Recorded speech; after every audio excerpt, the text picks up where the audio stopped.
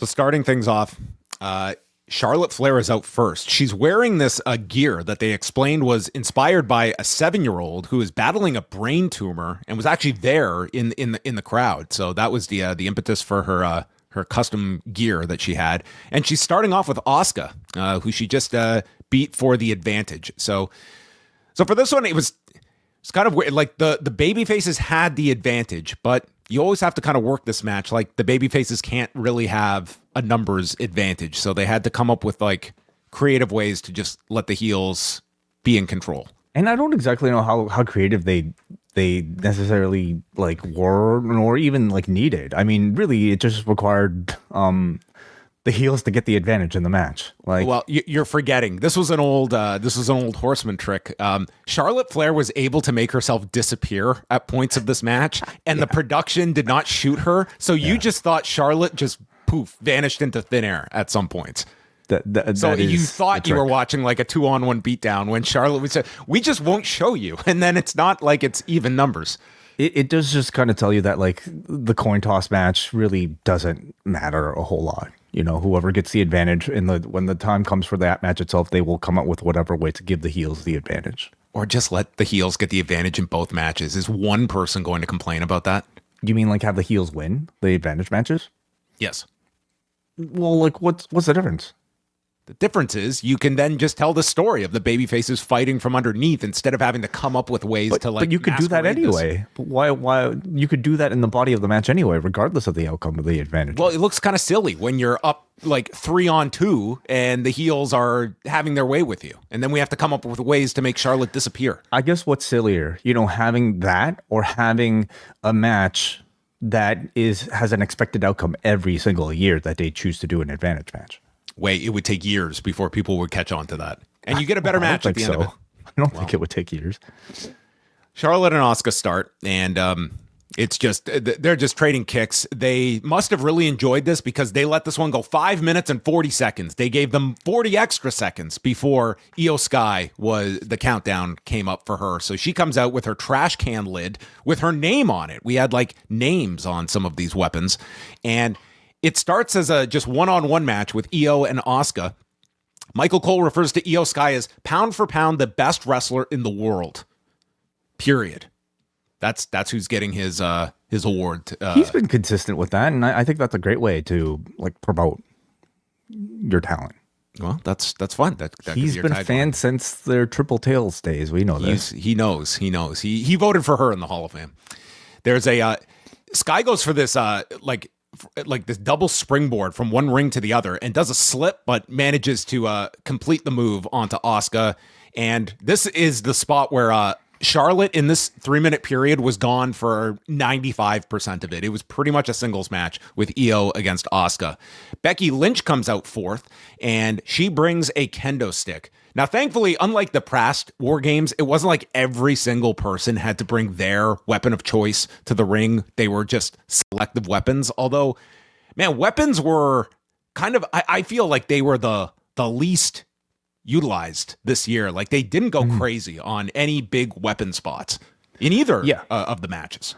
I personally don't really mind that. I don't think everybody needs to come in with a gimmick, Well, they had some. They had the kendo sticks from Becky. Charlotte takes it away. They have a brief face-off where Becky puts her pinky up and Flair flashes her the 4 before they fought.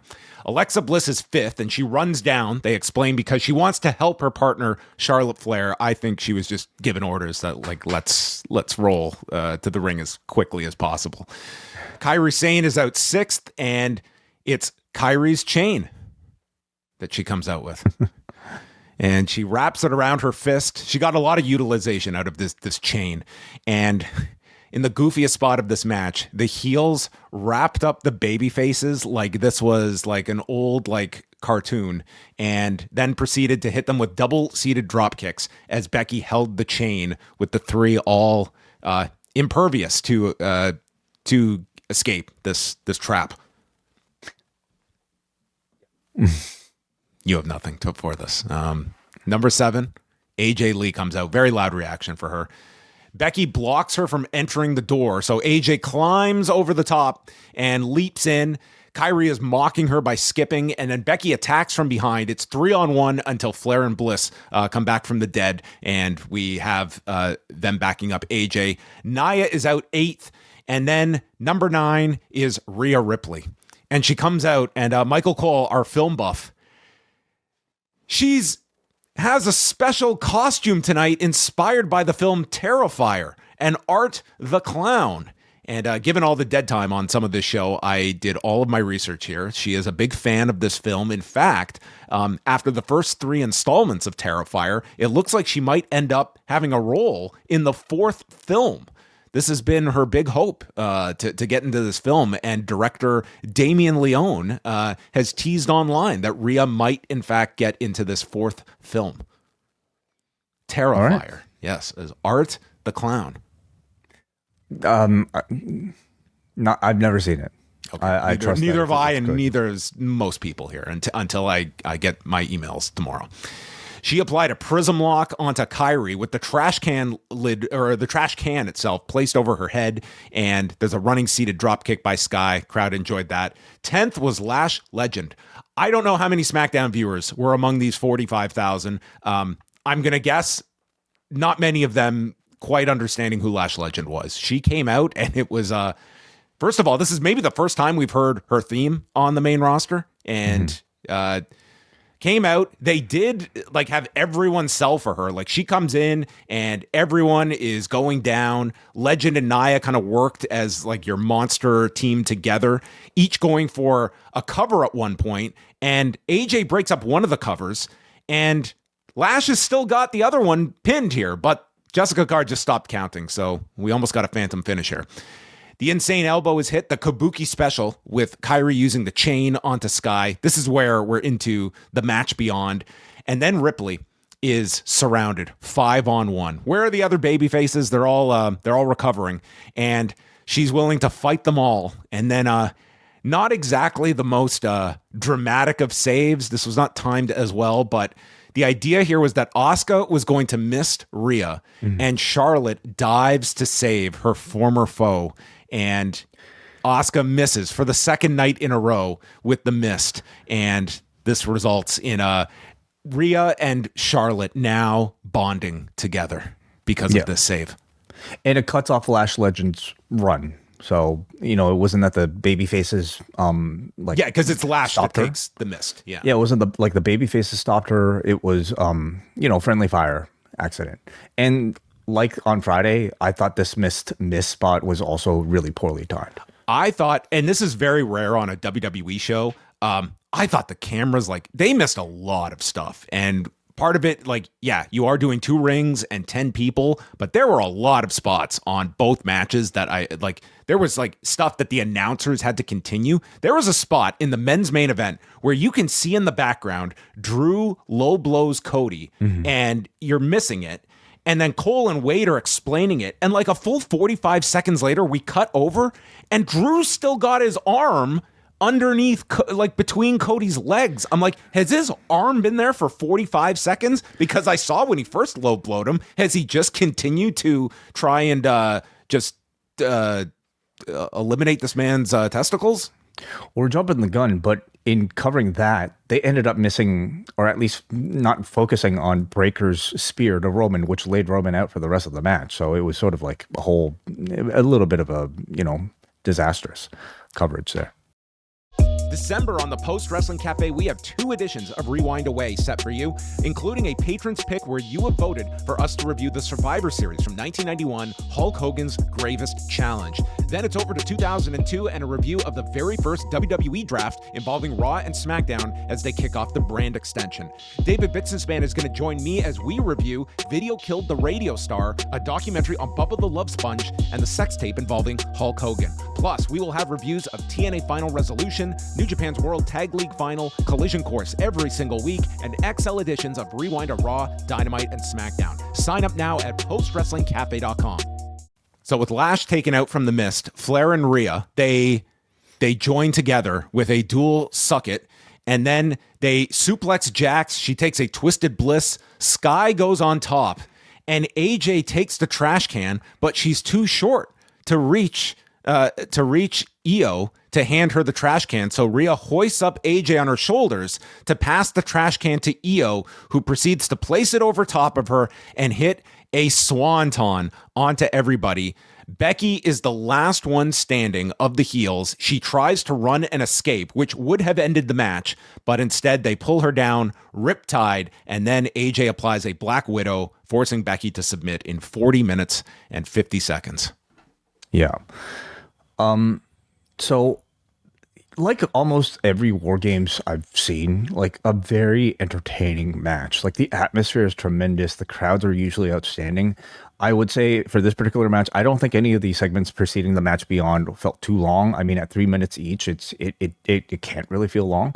I liked using Charlotte as the first on the babyface side because it allowed them to draw on their sort of historical rivalries within the division between Asuka and Becky and Charlotte, of course. I thought it flowed well to have Charlotte be the first one to be at a disadvantage because it led to Alexa saving her. And from that point on, I thought like the match flowed well in terms of the way it was structured. I thought they provided a nice showcase for Lash Legend in her debut, giving her like a pretty typical like big man run. Put her on the map, I would say, in a way that, like, you know, let the audience understand what power level we should be looking at her with. They focused on Lash Legend versus Rhea Ripley as, like, you know, this is the standard you should be expecting or where Lash Legend is. It's very inconsistent, in my opinion, from, like, how she was portrayed in NXT. But they're giving her, like, a really fresh and very serious run here on the main roster, and that's good to see. I felt AJ's role was pretty limited. I don't know about you, John, but, like, no, it was like she was getting the finish, and like really her big spot was just entering the ring by climbing over top. It's almost like that was something just thrown at her to give her something before the finish. Like all you would remember is the way she entered, handing the trash can to Io, and the Black Widow spot. Like that was really all. And that's like she feels like the big baby face coming out of this, but was not the focus of the match at all. But she did get the glory spot and obviously something with Becky for the future. So for me, I still feel like AJ is probably very untested as far as like, you know, how well she stacks up to the modern standard. We saw her in the mixed tag and she looked like good enough there. In this match, she felt like pretty downplayed and I imagine maybe even protected, you could say, just given like, I think like the standard of a Rhea Ripley or even like, you know, Io Sky certainly and Asuka. So we've yet to really see where AJ Lee is truly at. And we have to talk about it, but like I thought a lot of the stuff in this match was mistimed. You know, like unfortunately the pivotal moment in the match, which is to me the Asuka spot, and the Asuka misting spot, but it closed well in terms of action. You know, going from the heels with the 5-on-1 to the baby faces with the 5-on-1, of course, highlighted by that impressive trash can spot from Io. I thought it was not a flawlessly executed WarGames, but I thought the beats were well designed, and I thought the match overall was entertaining and helped elevate certain people like a Lash Legend. Becky versus AJ continues to, you know, build pretty well.